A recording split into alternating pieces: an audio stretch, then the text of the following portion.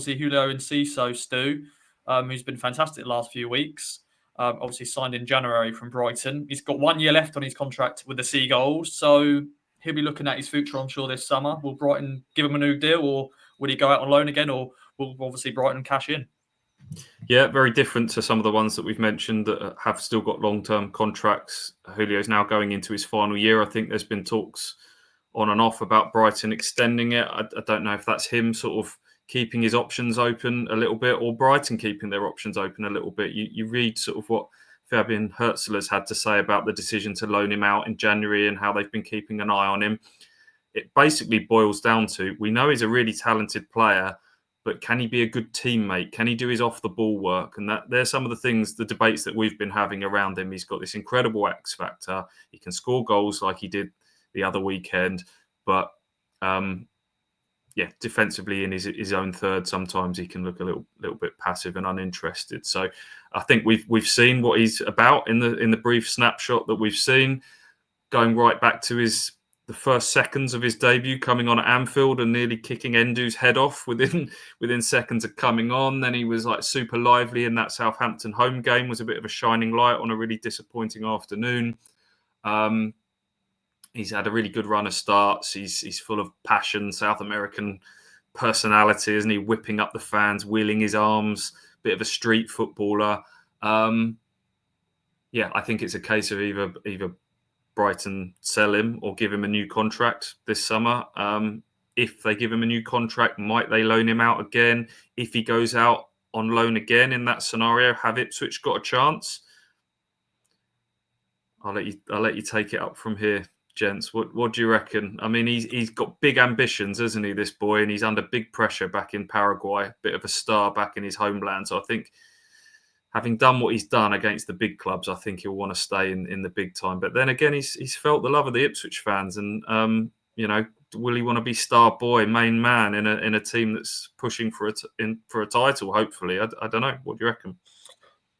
I'd be surprised. I think that given that he is literally the golden boy of Paraguay, I think he knows that he needs to be playing at the highest level to make sure that reputation is maintained, which is a shame, obviously, but I think that the more interesting debate is what happens next with him. I can see definitely a situation where maybe Brighton extend for maybe a year or 2 years so they can reassess and send them out on loan again. I could also definitely see Fabian Herzl saying, actually, you know what? I know he's a good player, but he's not a player for me. And I don't think Fabian Herzl is going to go anywhere at this point as Brighton manager. Again, I'll name you a team. I think that he's very La Liga, Julio Enciso. I don't know if, again, probably a bit of a 2 and 2 together with being South American, but there's something Real Betis about him. Okay. I'll pick it up dinner. Hot part of the world, going to a team that could be playing Champions League, potentially football, but probably in the Europa League next season. They've got 2 number 10s there in Isco and Giovanni Lo Celso, who are both kind of coming up to around, Isco's mid-30s coming up for, and Lo Celso's coming up to late 20s. Next player to kind of come through that, take the reins, take a step forward.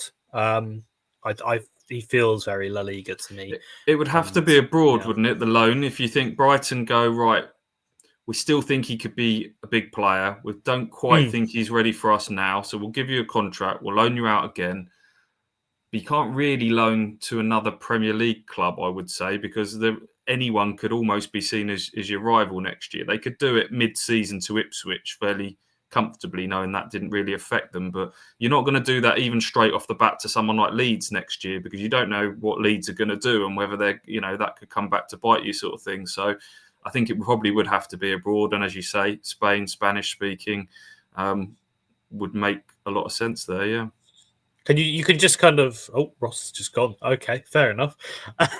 Ross didn't like that. He's just dropped out of the chat. I think as well with him, he's kind of such a passionate player in that kind of league. You could see him scoring and going up to the fans, like a packed out stadium at Betis, and him like properly there's just something about it that sits really right in my head with that one. And you've seen as well, there have been players who've gone into Spanish football. I mean, with Betis, for example, Anthony's such a great example, isn't he? Where he came in, he was actually quite low on confidence, needed somewhere to kind of take him in as one of their own, and they fully did that, and he's bought into that. And I think his future in the long term, Anthony, could be there. So if you're seeing that, and you're seeing what a stint at a club like Real Betis could do, maybe you're then looking at someone, if you're Enciso, and think, actually, you know what, maybe that would be a really good step in my career. He's also, quite interestingly, he was in tears after full time over the weekend, which I don't know. Again, I don't know what that one was. Apparently, I've been told that things happened in a couple of games now, but yeah, an interesting one. I'm back now, boys. My laptop decided to just go. I think my laptop is trying to stop me to say what I want to say, and that is, I have a weird feeling, just I may come back to Suffolk.